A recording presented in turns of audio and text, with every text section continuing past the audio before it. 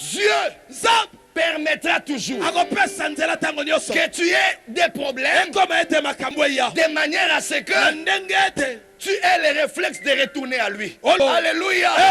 Voilà pourquoi la Bible dit les malheurs atteignent souvent. Je parle à quelqu'un. Ne te moque pas de l'autre parce qu'il est dans les malheurs. Ne lui dis pas que c'est un pécheur. Non, car la Bible dit les malheurs atteignent souvent. Souvent qui? Les justes. Alléluia. Un juste peut se retrouver dans une situation difficile. Mais le grand problème, quel est le réflexe que tu auras le jour de ton malheur? Le grand problème, qu'est-ce que tu feras au jour de ton malheur? Samson, au jour de son malheur, la Bible dit, il a recouru à Dieu. Il y a des moments, on a honte de dire aux gens ce qu'on vit. Il arrive des moments, on a difficile à expliquer à tout le monde. Surtout qu'il y a des gens qui comptent sur nous. Il suffit seulement de leur dire que j'ai des problèmes. Ils peuvent abandonner la foi. Mais voici ce que tu peux faire. Au jour du malheur, ton Créateur est encore vivant. Retourne vers lui. Va à la prière. Mes frères, beaucoup de gens ont abandonné la vie de prière. Beaucoup de gens ne veulent plus prier. À telle enseigne qu'il y a même des enfants de Dieu qui se moquent des autres quand ils prient. Moi je me demande qu'est-ce qui se passe dans notre pays. Même moi, ma qualité de pasteur, de prophète, je peux être bishop, je peux être qui. Mais il m'arrive aussi d'avoir des problèmes où je ne sais à qui expliquer. Mais mon réflexe est comme le réflexe de Josaphat. La Bible dit au jour du malheur, Josaphat alla prier. Il disposa son cœur à chercher l'Éternel. À chercher l'Éternel. Cherche Dieu. Koyoka sonite. Mutalobi akiosambela pona pasi. Yebisaye na yebikisite. Nazanganga te mukola pasi. C'est tout à fait normal. Nakendo prier. Samson est un homme fort. Un homme fort. Se sentit faible. Ça peut arriver qu'un homme fort se sente faible. Ça peut arriver. Dans sa faiblesse, il est allé prier.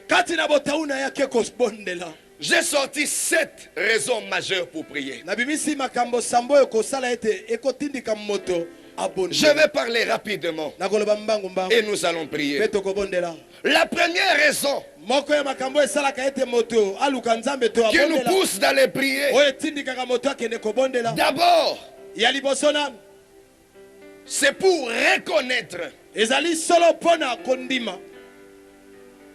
ton origine et l'origine de ta force.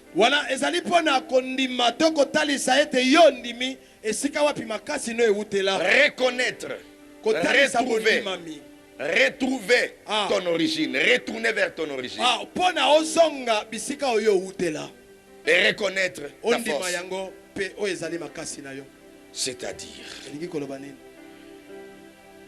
koyeba kondima, ko reconnaître bisika o makasi no euti, bisika o yo uta. Samson venait de rapporter. Et au jour où il a senti qu'il avait besoin de Dieu, même pour la victoire, il est retourné vers Dieu. Alléluia. La première raison qui nous pousse à prier, ce n'est toujours pas la souffrance. ce n'est toujours pas le problème qu'on peut avoir. C'est d'abord, premièrement, en raison de reconnaître d'où nous tirons notre force. Alléluia. Amen. C'est-à-dire, même si je remporte face à mes ennemis, même si je deviens grand dans une société, je devenais puissant quelque part. Alléluia. Amen. Je dois reconnaître, retourner à l'église, si possible faire même un jeûne de prière, pas seulement pour demander, mais reconnaître que c'est de là que j'ai tiré ma victoire. La deuxième raison, nous prions secondement pour renforcer nos soubassements.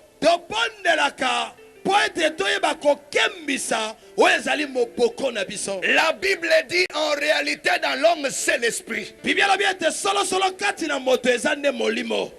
homme qui prie suffisamment, l'Éternel lui rend fort sur le plan intérieur. Vous verrez des personnes qu'on ne peut jamais bouger dans la foi. Même s'il est en difficulté, même s'il manque l'argent, mais comme c'est quelqu'un, un homme de la prière, comme c'est une femme de prière, il ne va pas ébranler sa foi. Tu le sentiras toujours efficace. Car la Bible dit, s'il y a un corps terrestre, il y a aussi un corps céleste. Le corps céleste, c'est le corps intérieur. Le corps terrestre, c'est le corps extérieur. Ton corps intérieur a besoin d'avoir le fondement et l'efficacité. Et pour endurer spirituellement dans tes fondements, tu as besoin de temps en temps de retourner dans la prière. Troisième raison, nous prions pour bouillonner l'onction de Dieu en nous. Mes frères, les jours que tu as cru au Seigneur, Dieu t'a donné le Saint-Esprit. Le Saint-Esprit à un certain moment prend la forme de l'huile de palme. Cette huile, si elle est laissée quelque part, elle se coagule. Et si tu as besoin d'utiliser cette huile, tu seras obligé de la bouillonner. Écoute-moi mon frère, depuis un certain moment, tes dons à l'intérieur ne fonctionnent plus. Et tu sais que tu as reçu le Saint-Esprit, mais tu ne bouillonnes pas cet esprit en toi. L'onction qui est en toi peut être en mesure de résoudre beaucoup de problèmes dans ta maison, beaucoup de problèmes chez toi. D'autres personnes pensent que l'onction, c'est seulement l'affaire des pasteurs ou des prophètes. Là où tu es, tu as aussi l'onction. Car c'est par le Saint-Esprit que nous avons l'onction. Mais parce que tu n'as pas une vie de prière, cette onction est assise. Je parle à quelqu'un. Si tu te réveilles dans la prière, tu bouillonneras cette onction. Tu dégageras en toi des dons.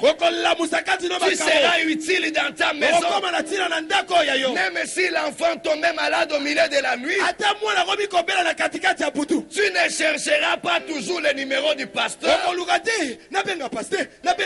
mais tu imposeras tes mains sur l'enfant et l'enfant sera guéri. Le lendemain tu diras au pasteur, pasteur.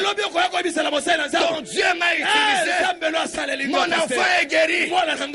Qu'est-ce que tu fais de l'huile que tu as reçue? Cette huile est restée. Il faut la bouillonner. Depuis que tu as cru au Seigneur, tu ne pries pas la nuit. Tu ne pries pas la journée. Tu n'entres plus en retraite. Et pourtant tu sais, l'autre fois, tout ce que tu savais faire, c'était de veiller. C'était des jeûnes personnels. C'était des prières personnelles.